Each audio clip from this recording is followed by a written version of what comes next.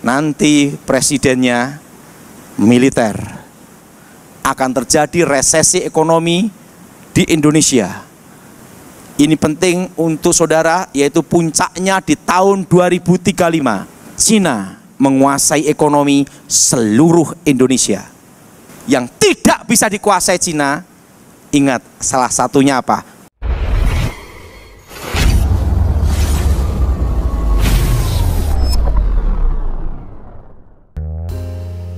Welcome to khotbah populer. Yesus yang populer harus dikhotbahkan. Pada kesempatan ini kita akan mendengarkan khotbah hambanya Evangelis Daud Tony. Mari persiapkan hati dan pikiran kita agar apa yang disampaikan oleh beliau dapat membuat iman kita bertumbuh. Selamat mendengarkan. Tahun 1997, saya mengalami kecelakaan. Saya naik motor dan nabrak truk. Dan karena kejadian itu sampai sekarang, kalau lihat truk, saya trauma. Kenapa? Pernah temangsang di bak truk gini. Dan roh saya dibawa sama seorang malaikat. Nah, dibawa ke satu tempat. Lantainya emas. Dan di situ ada tahta. Dan disitulah saya menghadap Yang Maha Kuasa untuk diberitahu masa yang akan datang untuk Indonesia sampai tahun 2035. 25 tahun sampai tahun 2035. Masa-masa yang akan datang. Di situ ditunjukkan hari-hari yang akan terjadi. Dan di situ pula tahun 1997 saya melihat anak saya. Saya menikah tahun 2004, tapi saya melihat istri saya hanya kelihatan rambutnya saja, itu tahun 97. Dan saya melihat anak saya perempuan, itu tahun 97, dan dia melihat saya gini, itu pada itu di surga, hari-hari yang akan datang. Bayangkan, saya belum menikah, belum pacaran, sudah ketemu anak saya. Dan anak perempuan itu tersenyum gini-gini. Saya tanya sama Yang Maha Kuasa, siapa dia? Itu anakmu di masa depan. Disitulah saya baru mengerti hari-hari yang akan terjadi dari awal sampai akhir dunia sudah ada di sana. Di situ saya ditunjukkan tentang Indonesia, apa yang akan terjadi. Dan pada itu ditunjukkan, saya ditanya, apa yang kau minta akan kujawab. Saya tanya sama Tuhan, Tuhan, kapan engkau datang? Yesus berkata gini, engkau tidak perlu tahu masa dan waktunya. Yang perlu engkau tahu, aku menyertai umatku sampai kesudahan zaman. Maka sejak itu, kalau ada orang nubuatan tentang akhir zaman, lembu merah atau lembu tua, terserahlah. Saya tidak peduli lagi. Karena Yesus berkata apa? Ingat, tidak ada seorang pun yang tahu. Hanya Tuhan yang tahu. Dan apa yang terjadi? Saya ditanya lagi, apa yang kau minta? Aku minta yang kedua.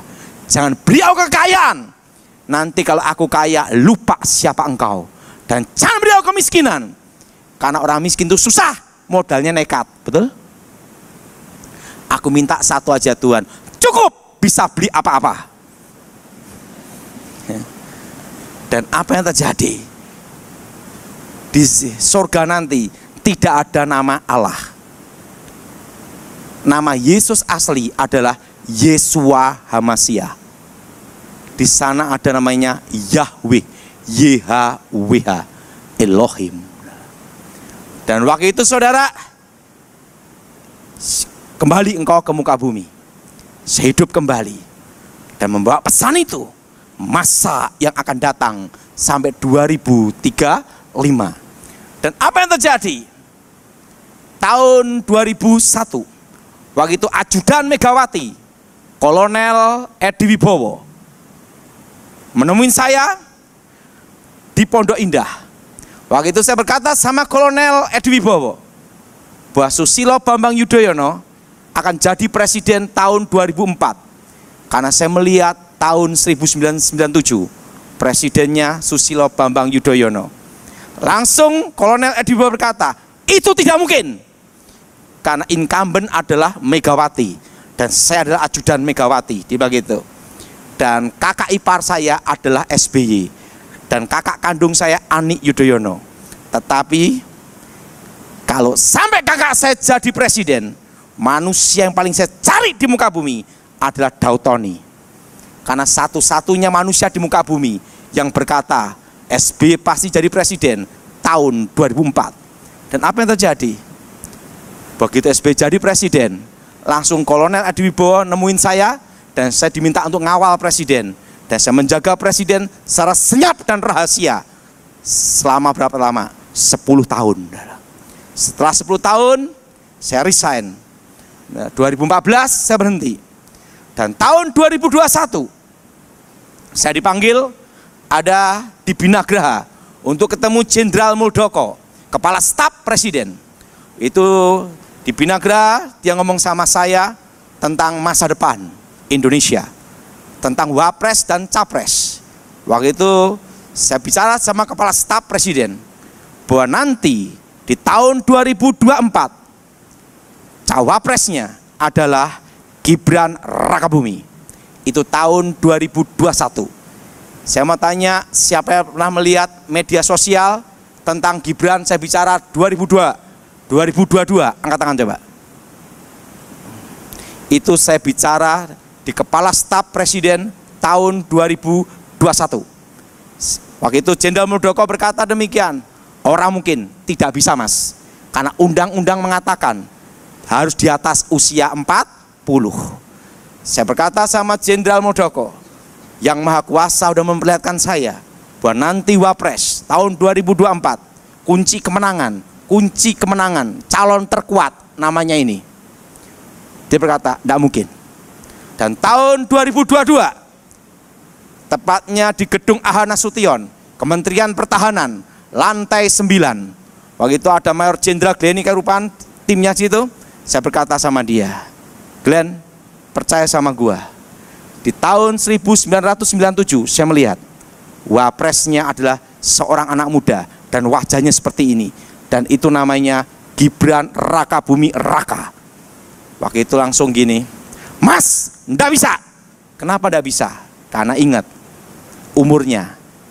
Dan saya melihat tahun 1997 bahwa nanti MK akan memutuskan minimal pernah menjabat pejabat publik. Jawaban MK keputusannya seperti itu.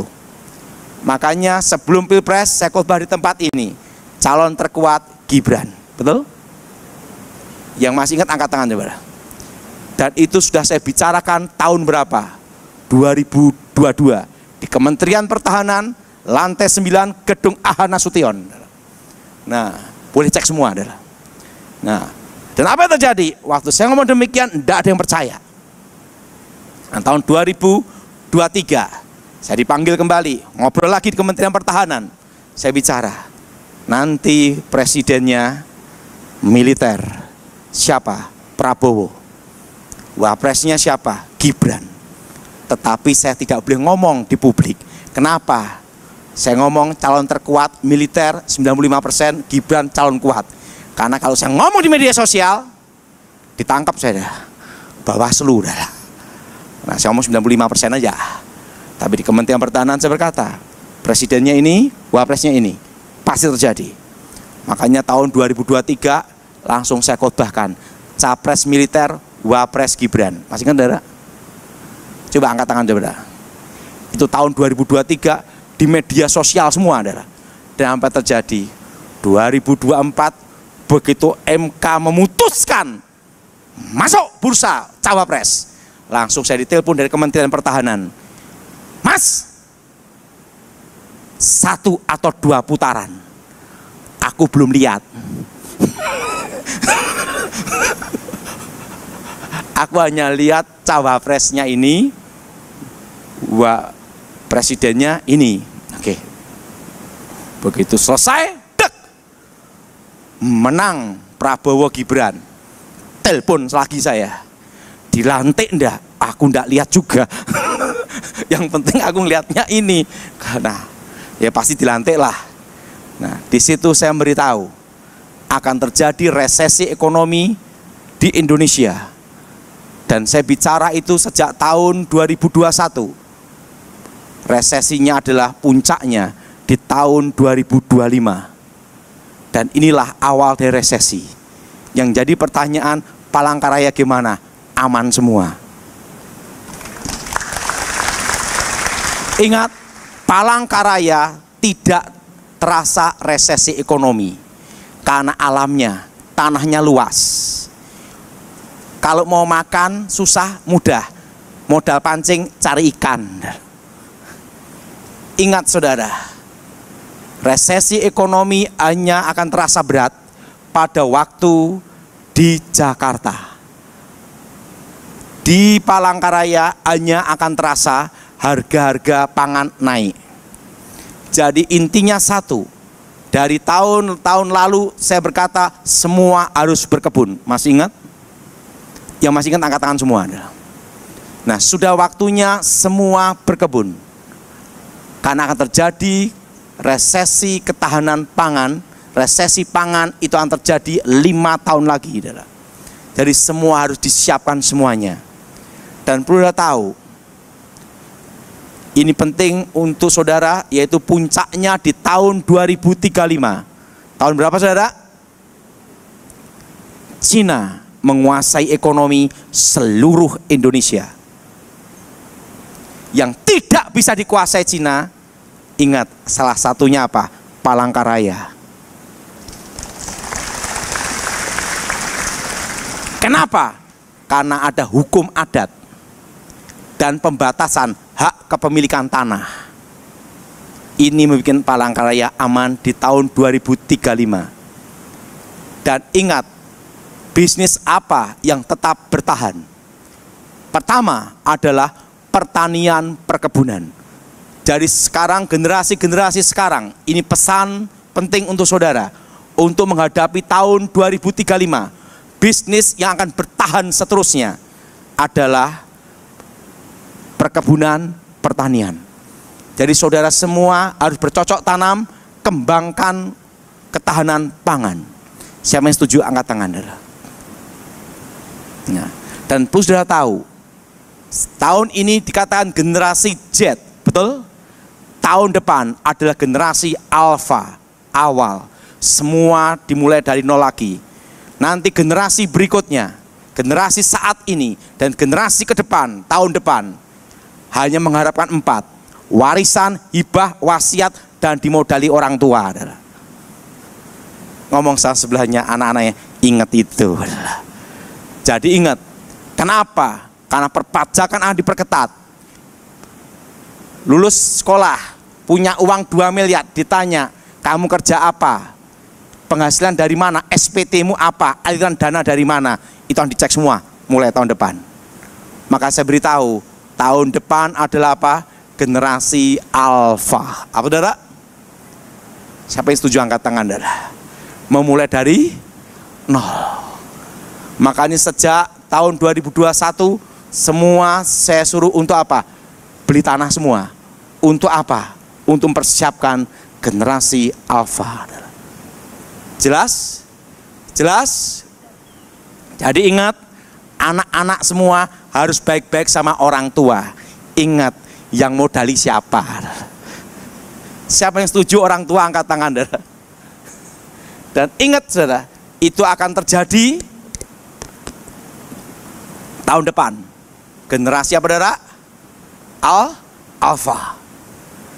Z kembali lagi, 0, Alpha. Karena semua dilihat perpajaanmu di mana, persaingan tambah ketat. Tapi untuk Palangkaraya aman. Kedua adalah perikanan peternakan. Jadi saudara semua harus siap-siap untuk mengembangkan perikanan dan peternakan. Jelas saudara? Minimal ternak lele. Jelas? Atau ikan nila seperti di Israel. Siapa yang setuju angkat tangan saudara? Jadi ingat, perikanan dan apa saudara? Peternakan. Ingat, waktu Cina menguasai ekonomi Indonesia, hanya 4 yang akan bertahan seterusnya adalah. Nah, dan yang ketiga, distribusi, logistik, dan toko besi. Kenapa? Karena SIM-nya harus SIM Indonesia. Bisnis kuliner tetap berjalan. Yang tidak berjalan adalah Chinese food. Karena yang aslinya datang. Asli sama KW tetap menang yang asli, betul? Betul? Aslinya apa? Datang. Jelas, saudara? Jadi ingat, semua yang bisnis Chinese food harus siap-siap untuk masakan Nusantara. Jelas? Karena nanti di 2035, koki-kokinya dari Cina akan datang semua. Ingat, toko besi kenapa aman? Karena materialnya gunung dan di dalam negara Indonesia. Nah, dan yang keempat, tanah properti karena pembatasan hak kepemilikan asing. 4 inilah yang akan bertahan seterusnya. Jadi saudara, siap-siap sekarang semua. Untuk apa? Minimal nanam alpukat atau durian. Waktu Cina menguasai ekonomi Indonesia, ingat, alpukatnya berbuah, betul? Saya setuju, angkat tangan. Jadi minimal nanam apa? Jadi ingat saudara, 2035 apa yang akan dikuasai Cina? Yang pertama, IT akan dikuasai Cina. Kedua, industri metal, logam. Contohnya nikel. Setelah itu otomotif. Setelah itu aluminium, besi baja. Industri itu semua akan dikuasai Cina. Jadi saudara semua harus siap-siap semua waktu Cina menguasai ekonomi Indonesia. Jelas? Tekstil, garment akan dikuasai Cina. Dan itu akan terjadi di tahun 2035. Jadi sebelum itu datang, engkau harus siap. Tapi untuk Palangkaraya aman. Kenapa aman? Tanahnya luas. Tepuk tangan untuk Palangkaraya adalah. Tapi ingat, sebelum itu terjadi, persiapkan semuanya. Siapa yang setuju angkat tangan, saudara? Jadi semua sudah apa? Ketahanan pangan berkebun semua. Saudara, tahun depan tidak usah ke Jakarta, karena Jakarta resesi, saudara. Terasa berat, saudara. Tetap di Palangkaraya, tetap makan ikan papuyuh, betul? Aman-aman baik. Ngomong sama sebelahnya, semua aman. Pak, akan terjadi tidak kerusuhan 98? Tidak. Untuk Palangkaraya aman, tidak ada kerusuhan. Untuk politik, kenapa? Ingat, pendemonya dikirim ke sini biaya terlalu mahal. Ongkos pesawat, ongkos tiket kapal. Dan ingat, kondisi negara kita tidak akan terjadi kayak 98. Kenapa? Karena BI independen. Beda dengan tahun 98. BI dikontrol oleh pemerintah, oleh presiden. Sekarang udah beda. Lebih independen, yaitu apa? Ada OJK, ada LPSK, dan semua tertata dengan baik. Jadi ingat saudara, Indonesia aman. Tapi ingat, tahun depan perpajakan diperketat, sehingga mulailah generasi Alpha. Ingat saudara, Z balik ke apa? Alpha. Tapi ingat saudara, untuk Palangkaraya semua aman. Tahun depan resesi ekonomi. Saya sudah pernah bicara supaya semua nyimpen emas. Masih ingat? Tinggi-tinggi. Ingat, berapa tahun lagi emas akan naik 2 juta per gram. Nanti yang menikah tidak pakai cincin emas, tapi cincin aluminium. Cincin apa saudara? Penting tahan lama. Jelas? Ingat, berapa tahun lagi emas akan naik 2 juta per gram. Karena apa? Inflasi. Dan saya pernah bicara di tahun 2021 supaya semua nyimpen emas dan US dollar. Dan ingat, emas, waktu itu saya khotbah juga, memberitahu di media sosial, dalam waktu dekat, itu saya ngomong di tahun 2023, emas akan tembus 1,5 juta. Sekarang sudah dekat, betul? Betul? Itu menunjukkan apa? Inflasi. Jelas? Tapi ingat, yang penting untuk menghadapi inflasi itu ketahanan pangan. Semua harus berkebun. Sehingga kemarin beberapa bulan yang lalu di Kementerian Pertahanan, saya bicara sama kawan saya untuk disampaikan ke presiden yang akan dilantik, supaya swasembada jagung untuk seluruh Indonesia adalah karena untuk menghadapi ketahanan pangan. Jadi ingat saudara, saya percaya saudara memelihara, pasti Tuhan pelihara saudara, dan peliharalah dengan baik petunjuk ini, yaitu apa? Berkebun, beternak. Siapa yang setuju angkat tangan saudara? Jelas? Jelas? Karena itu akan terjadi 5 tahun lagi. Dan ingat, 5 tahun ke depan, ikutin saya semua, 5 tahun ke depan, ikutin saya semua, 5 tahun ke depan, kita semua akan kembali ke manual, yaitu ke offline semua. Kenapa? Ada titik jenuh di online. Misalnya pesan sepatu sepasang, dikirim kanan semua.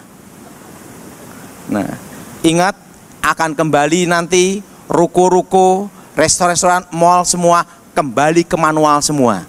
Itu 5 tahun ke depan. Ada namanya titik jenuh. Jelas? Titik apa saudara? Kembali ke semula lagi. Dan ingat saudara, saudara harus persiapkan untuk generasi alfa ini, yaitu apa? Ketahanan pangan. Saudara yang punya tanah-tanah di kampung-kampung, ditanemin semua adalah. Karena apa? Karena itulah yang akan bertahan seterusnya. Jelas? Jelas? Durian, apokat, semua tanaman keras yang jangka panjang, tanam semua. Nangka, tanam semua adalah. Karena nanti dunia mengalami krisis apa? Pangan 5 tahun lagi adalah. Nah, jadi ini pesan ini saya sampaikan ke saudara supaya saudara siap-siap waktu badai datang. Seperti waktu corona, waktu itu tahun 2019, saya sudah berkhotbah bahwa terjadi badai ekonomi di tahun 2020. Orang tidak percaya.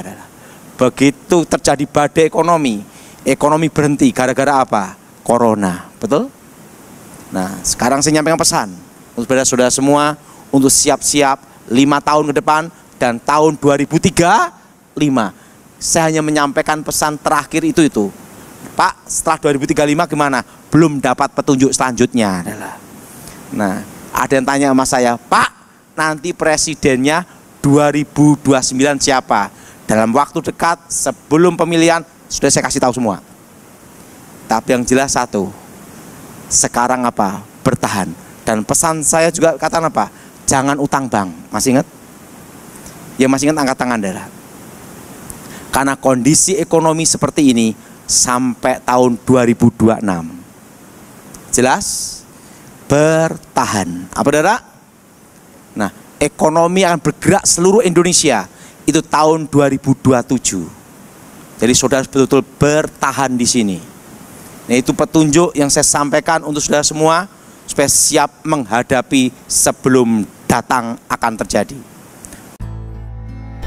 Terima kasih sahabat khotbah populer sudah mendengarkan pesan hambanya Evangelis Daud Tony. Semoga memberkati. Jikalau ada pertanyaan atau pernyataan, silakan isi di kolom komentar. Kita boleh berdiskusi atau berargumen dengan sehat mengenai rencana Allah untuk Indonesia. Saya secara pribadi sangat diberkati dengan apa yang telah disampaikan oleh hambanya Evangelis Daud Tony. Penglihatan-penglihatan yang beliau telah sampaikan itu berasal daripada Tuhan. Kalau sahabat tidak percaya, it's okay. Tetapi janganlah mencibir, janganlah menghina, apalagi menghakimi. Jikalau itu benar-benar terjadi, maka sahabat akan dipermalukan. Yang jelas saya percaya bahwa Tuhan punya rencana yang indah buat Indonesia. Tuhan punya rencana yang besar untuk Indonesia. Indonesia akan menjadi negara yang maju, menjadi bangsa yang kuat, bangsa yang hebat, dan dunia akan mengakui itu semua. Tetapi apabila kita tidak bersatu, maka hal tersebut akan semakin sulit terrealisasi. Karena Allah menghargai free will manusia. Allah boleh punya rencana yang indah, Allah punya rencana yang dahsyat buat Indonesia. Tetapi apabila masyarakatnya tidak menyembah Allah, tidak mengenal Allah, apalagi memberontak, apalagi mencibir apa yang Tuhan telah sampaikan melalui hambanya, maka rencana itu bisa Tuhan tunda. Rencana itu bisa Tuhan batalkan. Oleh sebab itu, sebagai warga Indonesia, saya ingatkan, minimal kita tidak ikut mencibir atau menjatuhkan pemerintah. Kita lebih baik mensupport, mendukung, dan mendoakan. Kalaupun mau mengkritisi kebijakan, silahkan saja, tapi janganlah sampai menjatuhkan, menghakimi pribadi pemimpin kita. Percaya saja bahwa tidak ada satu orang pemimpin pun tanpa seizin Tuhan atau tanpa kontrol Tuhan. Jadi kalau begitu saya yakin bahwa Bapak Prabowo yang sudah terpilih itu seizin Tuhan. Itu bagian dari rencana Tuhan. Itu sebabnya rakyat Indonesia harus ikut serta mensupport pemerintah. Apabila kita menjatuhkan pemerintah, program pemerintah, itu akan memperlambat Indonesia untuk maju, memperlambat Indonesia untuk bangkit. Lebih baik kita mensupport saja, mendoakan supaya Tuhan lebih cepat berkarya. Bukan Tuhan tidak mampu melakukan apapun atas Indonesia, tapi Tuhan sangat menghargai free will masyarakat Indonesia. Apabila masyarakat Indonesia menolak Tuhan, menghujat Tuhan, wah bahaya. Banyak bangsa-bangsa dalam Alkitab yang Tuhan tunggang balikan, pemerintahannya dihancurkan karena bangsa itu tidak mengenal Tuhan, karena bangsa itu tidak menyembah Tuhan. Bangsa itu menyembah ilah lain, menyembah berhala. Jadi saya ingatkan, kalau sahabat masih sibuk dengan iblis, sibuk dengan kuasa gelap, maka Tuhan bisa menurunkan kutuk musibah atas Indonesia. Jangan sampai seperti itu, sahabat. Jangan. Ayo bertobatlah supaya bangsa ini dipulihkan oleh Tuhan. Dan lain daripada itu, yuk kita sesama anak bangsa akur, sesama anak bangsa bersatu, sesama anak bangsa saling menguatkan. Walaupun kita berbeda, walaupun kita beragam, tapi kita harus saling bergandengan. Karena itu yang Tuhan mau. Apabila bangsa ini bersatu, bergandeng tangan, maka bangsa ini akan menjadi bangsa yang diberkati Tuhan. Firman Tuhan pernah berkata bahwa apabila bangsa ini rukun, maka berkat Tuhan akan turun. Ingat sejarah, bangsa Israel hancur atau diizinkan Tuhan hancur, atau Tuhan kirim bangsa-bangsa untuk menghukum mereka karena mereka tidak rukun, karena mereka tidak menyembah Allah, karena mereka menyembah Allah lain. Itu sebabnya bangsa Israel pernah dihancurkan Tuhan melalui bangsa-bangsa lain. Mereka masuk ke dalam pembuangan. Why? Karena mereka tidak taat kepada Allah yang benar. Banyak sudah berita yang disampaikan di media sosial untuk menyampaikan tentang kabar keselamatan, karya Tuhan, termasuk untuk kemajuan Indonesia. Jadi ngapain buang-buang waktu untuk menghujat pemimpin? Ngapain buang-buang waktu untuk mencari-cari kesalahan pemimpin? Tidak ada satu pemimpin pun yang sempurna, tidak lepas dari kesalahan. Tidak ada. Pasti ada kekurangan. Apalagi cara pandang kita beragam. Kadang yang sudah positif pun bagi segelintir orang itu menjadi negatif. Tapi kita lihat arahnya kemana. Bukankah bangsa ini semakin maju progresnya? Kita harus sambut. Kalau memang Tuhan tidak setuju dengan program-program pemerintah sebelumnya dan pemerintah yang akan datang yang dipimpin oleh Bapak Prabowo dan Bapak Gibran, pasti Tuhan sudah hancurkan. Tuhan pasti hancurkan. Tapi mengapa sampai saat ini pemerintahannya masih kokoh? Program-programnya banyak yang bagus. Sekalipun sebagian orang tidak setuju dengan programnya. Kenapa? Itu artinya Tuhan masih merestui. Tuhan masih memberkati. Oleh sebab itu, mari kita dukung. Mari kita support agar bangsa ini semakin baik, semakin maju. Sudah lama kita tertinggal dengan bangsa-bangsa lain. Kita merdeka sudah lama sekali, sudah lebih dari 50 tahun. Bangsa lain yang merdeka lebih muda dari kita sudah maju negaranya. Saya percaya Indonesia juga punya kesempatan yang sama. Pemerintah harus kita dukung.